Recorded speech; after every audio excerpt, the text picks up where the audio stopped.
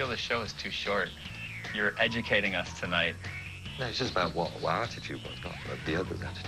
We were saying the first time you heard the word goth was in high school. I was in high school, and I was reading a work by a comic book artist, one of my favorites, called Neil Gaiman, named Neil Gaiman, and there's a character called Death that's drawn, and she's kind of personifies the typical goth girl, I guess, and she has an ankh around her neck, and she's very pale, and she's Death, and that's the first time I heard the phrase, but actually the first time I was exposed to it was from Bauhaus. There was a store called Two Tone back in Montclair, New Jersey, which is this artsy area.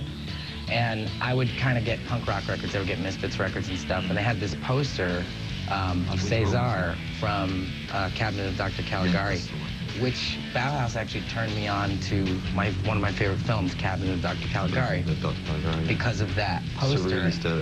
Right. Early 20s. And then I've always been influenced by that film because of that. See, what it was about that to me was the aesthetic and not the details, not the cultural aspect of it. Although that was later built in, but it was like that's what we feel like and look like. So that's why we use that sort of imagery.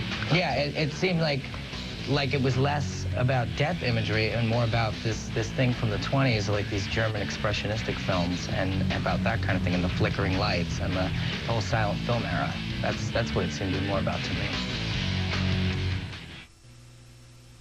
Live, the Gothic box. It comes out this Tuesday. It comes in a corset and one of the goth looks that we associate with the music, but I want to go back in time. Okay. Where did Bauhaus's look come from? Bauhaus were from like Midlands in England, where light industry, nothing happened there. There was no local culture as such, no music scene. So we lived off and fed off a very sort of the glam period and the Velvet Underground, Bowie, the whole Ziggy sort of 18 months that happened, which was an explosion. And so we not only wanted to make music that was very serious, which everybody wanted, was intended to do, but for us, we looked good. We were very conscious of looking a certain way and wanted to engineer that, but not in a way that was molded by the industry, but we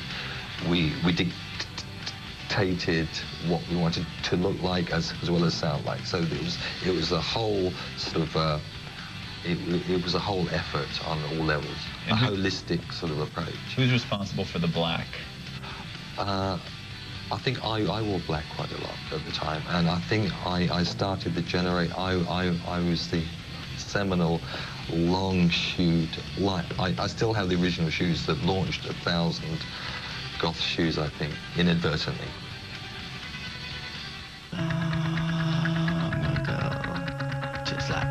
Live, the Gothic box comes out this Tuesday. Very thorough retrospective of goth music, and I want to talk about goth today. Gerard, to you. Well, it's tough. Right, it is very tough. Well, we were inspired by bands like Bauhaus and Joy Division. The Cure was a big one for us too. The Smiths, though, I've considered goth, and I don't know why I do, but they don't have anything visually going on that's gothic, but I considered the lyrics to be bleak, yet cheery music occasionally, like The Cure. But to me, goth today, it's so hard to, we come from a place that's very punk, like the Misfits in New Jersey. That to us was kind of like this. That's how I would cite you guys, My Chemical Romance, for sure. Yeah. Not as a gothic thing, and I think you get like there is a marked gothic culture. You can see it in Europe. It's very, it has its own character and quality. The Italian or the Latin expression of it, especially Mexico, is very marked. It's very completely Catholic in its expression, very ceremonial order and very visual. But here it's sort of like, I don't know, it's kind of like monster rock almost. Yeah, it was I think more to us about the death imagery and the aggression. It was more about for us about dealing with death, and I think that to us is why we were considered gothic, but we were visually inspired by bands like like Susie and the Banshees. The makeup of it, Ziggy was a big thing. That was big to us too. So that's where it comes from us.